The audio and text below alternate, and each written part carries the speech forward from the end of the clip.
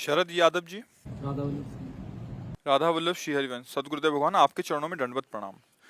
गुरुदेव भगवान, घर से वृंदावन आते समय ट्रेन में बैग चोरी हो गई, जिसमें गुरु प्रदत्त माला, श्री 84 जी, सेवक वाणी जी और छवि सब विराजमान थे। सदगुरुदेव भगवान, इस दास को दंडित करें। हाँ, नहीं ले लो। यहाँ शरीर भी चुरा लिया जाएगा, आज नहीं तो कल काल चुरा लेगा। काल जो है शरीर को भी, ये सब बाहरी बातें। नया माला ले लो, नई ठाकुर छवि ले लो, नए गुरु जी रख लियो, पूजन करो, भजन करो, फिर चुरा जाए फिर नए ले लो। हाँ, ये तो चलता संसार का खेल है, ये सब परिवर्तनशील बच्चा, इसमें ज्यादा नहीं सोचते। सावधानी रखे, जब चुरा ले तो फिर ये शरीर है, एक दिन चुरा जाएगा, तुम्हारे पकड़े नहीं रहेगा। काल भगवान इसे भी चुरा लेंगे। बस शाश्वत है भगवान का नाम, गुरु का ध्यान। ये छवियां तो आज हैं, कल नहीं रहेंगी। ये भी छवि नहीं रहेगी, आज बैठे कल नहीं रहेगी। ये खेल है संसार का। लेकिन जो हम बोल रहे हैं इसे स्वीकार कर लोगे तो तुम देखोगे, हमारे स्वरूप को देखोगे, हमारी महिमा को जान जाओगे। और अगर अगर आप हमारी बात नहीं मानोगे तो एक व्यक्ति से आप मिलने आए हो, हमारी बात मान लोगे तो महात्मा से मिलने आए हो। महात्मा का कभी अंत नहीं होता, क्योंकि अनंत का भक्त अनंत ही होता है। और सही पूछो तो अभेद हो जाता है भक्त और भगवान।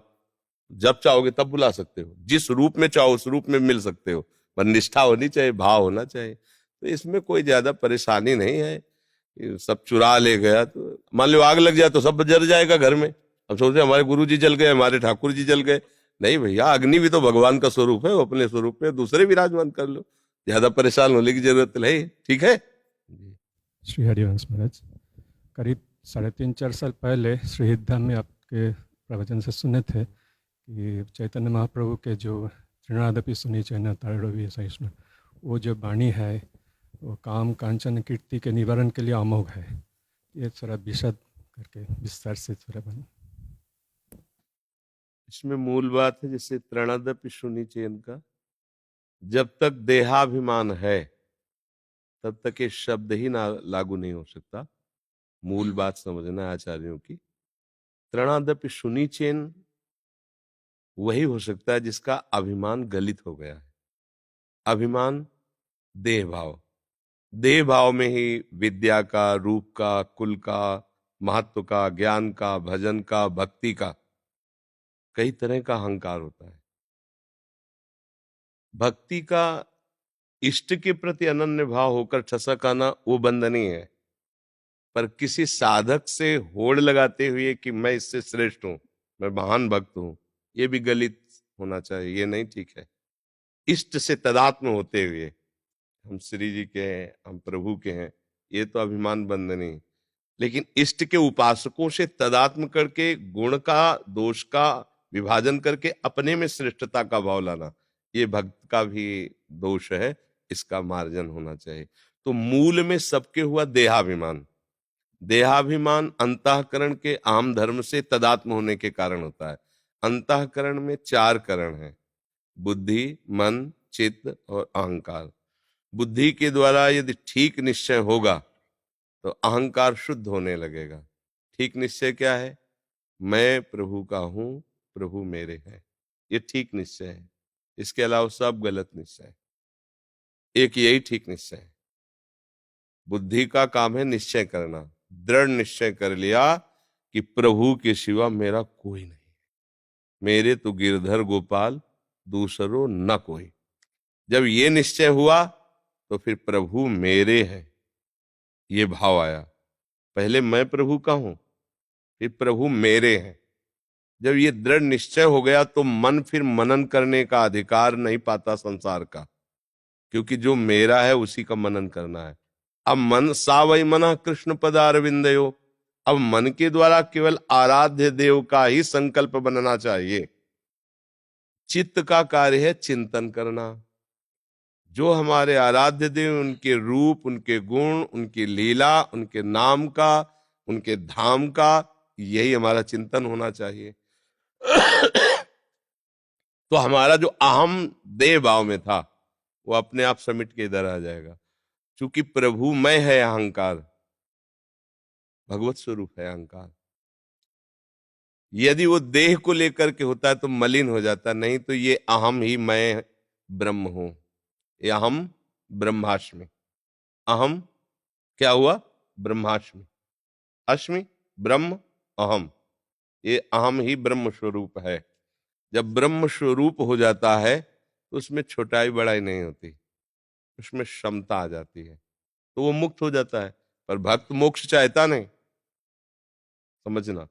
अब उसके अंदर अहम की क्षमता नहीं होनी चाहिए, अहम की दैन्यता होनी चाहिए। क्या दैन्यता होनी चाहिए? चराचर जगत मेरे आराध्य का स्वरूप है और मैं सबका सेवक हूं। तृण से छोटा कोई और होता नहीं, तो वो भी हमारा स्वामी है। तृणते नीच अपनपो कहे, शुभ और अशुभ न जाने, हमारे यहाँ सेवक जी कह रहे हैं। तृणादपि सुनीचेन, उससे भी नीचा, तृण से लेकर के ब्रह्मा तक सब मेरे प्रभु ही बने हुए हैं और वो मेरे स्वामी हैं, मैं उनका सेवक हूं। ये तृणादपि सुनीचेन। अब तरोरिषय सुनना, सहनशीलता, तितिक्षा, सहन करना। कैसा? बोले वृक्ष के समान। जैसे वृक्ष के साथ कैसा भी बर्ताव करो, पलट कर जवाब नहीं देगा, मंगल ही करेगा। उसके नीचे जाओ, ईंट पत्थर मारो तो छाया ही देगा, पत्र पुष्प देगा, फल देगा, छाल देगा, वो आपको नुकसान नहीं पहुंचाएगा। ऐसे ही जो नाम जपक है, नाम कीर्तन करने वाला है, उसको कोई गाली दे, उसको कोई मारे पीटे, अब वो कैसे सहे? कैसे सहे? वृक्ष तो जड़ है, बोल नहीं पा रहा, लेकिन वो चैतन्य है। चैतन्य प्रकाश से देख रहा है, सह रहा है, बोल सकता है, प्रतिकार कर सकता है, या प्रतिकूल व्यवहार भी कर सकता है। अब जब उसने शरणागत प्रभु के भाव को स्वीकार किया, तो इन्हीं से शरणागत होता है। तन वांग मनोभिर अमलई सोहम तविवास्थिता, शरीर से, वाणी से, मन से, स्वयं से मैं प्रभु का हूं। वो पहले ही निश्चय बुद्धि का जब हो चुका है, अब ये शरीर प्रभु का है, अब चंदन लगावे या वो पादुका से प्रहार करे, ये मेरे प्रभु का विधान होगा। और प्रभु का हर विधान आनंद पूर्वक शरणागत सहता है, इसलिए कभी वो किसी से कोई शिकवा शिकायत, कोई विरोध भावना प्रदर्शित नहीं करता। कोई अपने भजन बल से उसको ताड़ना देना, उसको दंड देना, उसका नाश कर देना, ये नहीं हो सकता। जो शरणागत भक्त है, करत जे अनशहन निंदक तिनहु पे अनुग्रह करे। जैसे वृक्ष के ईंटा मारो तो पत्ता देगा, अगर उसकी छाल में लगेगा तो उतनी त्वचा उसके नीचे गिर जाएगी।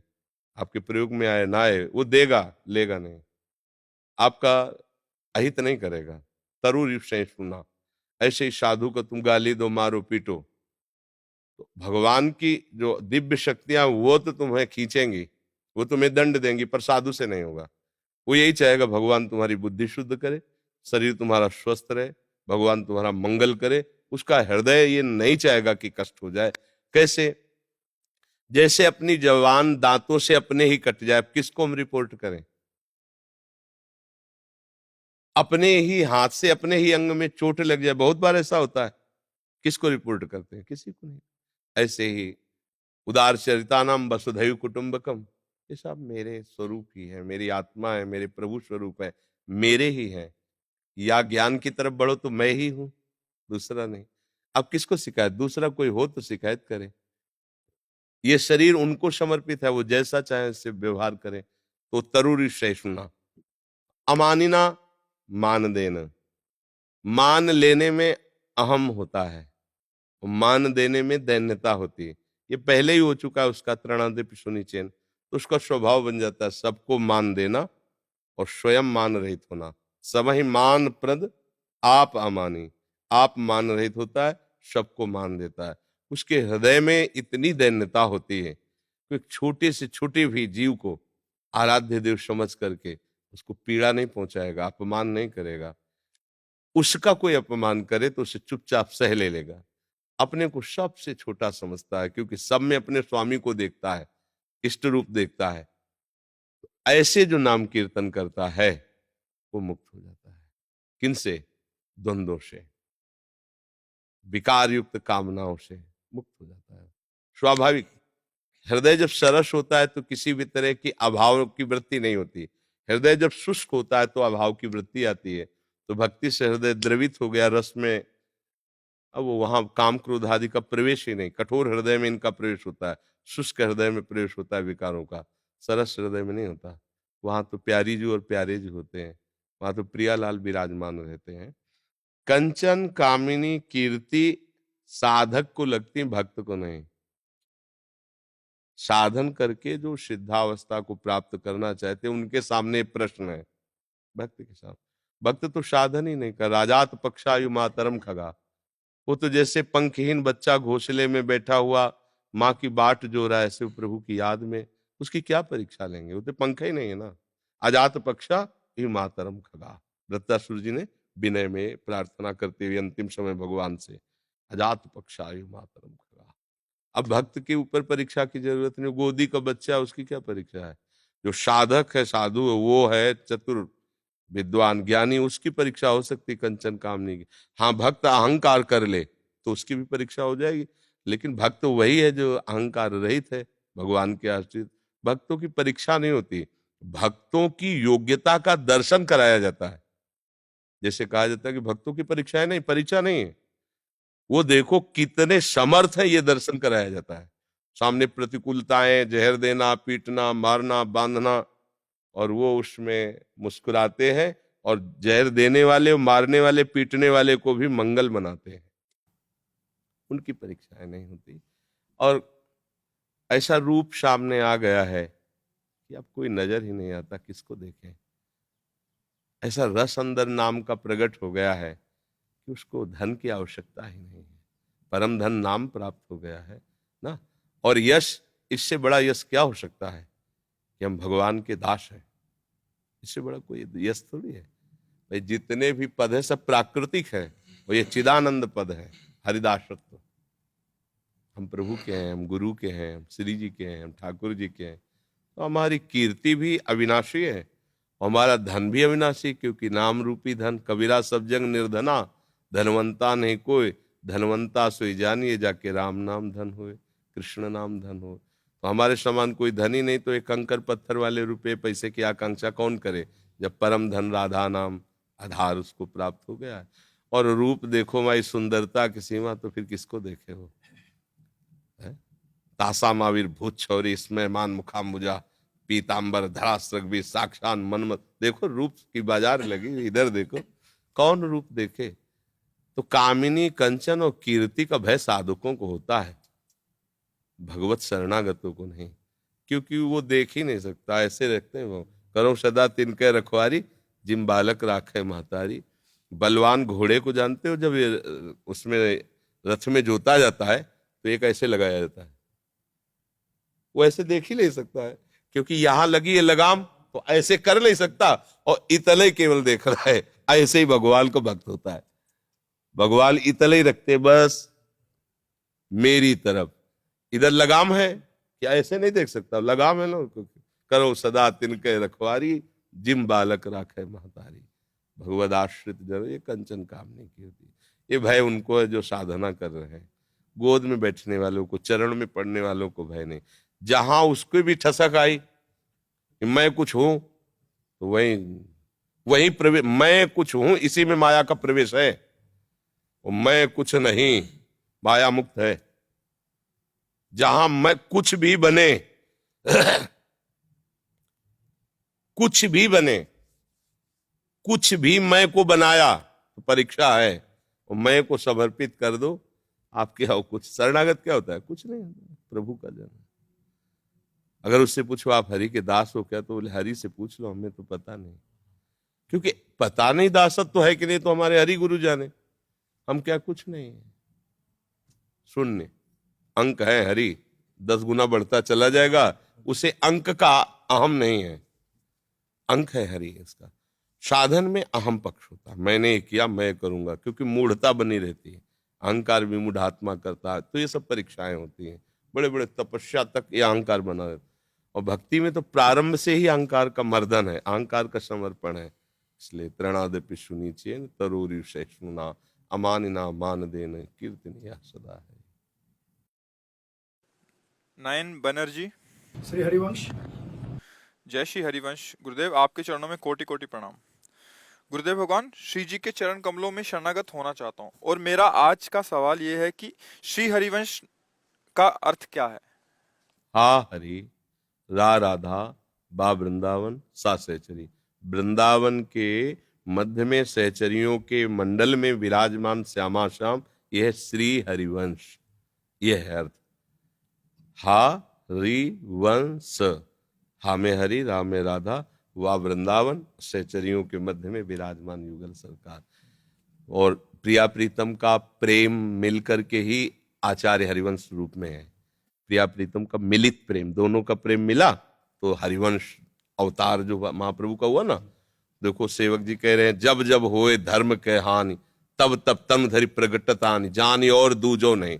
जब जब धर्म की हानि होती तब तब यही अवतार लेते हैं, अर्थात प्रभु ही आए हैं। आचार्य रूप से प्रभु ही होते हैं, गुरु रूप से प्रभु ही होते हैं। तो हरिवंश का अर्थ है वृंदावन में विराजमान सहचरियों के मध्य में श्यामा श्याम।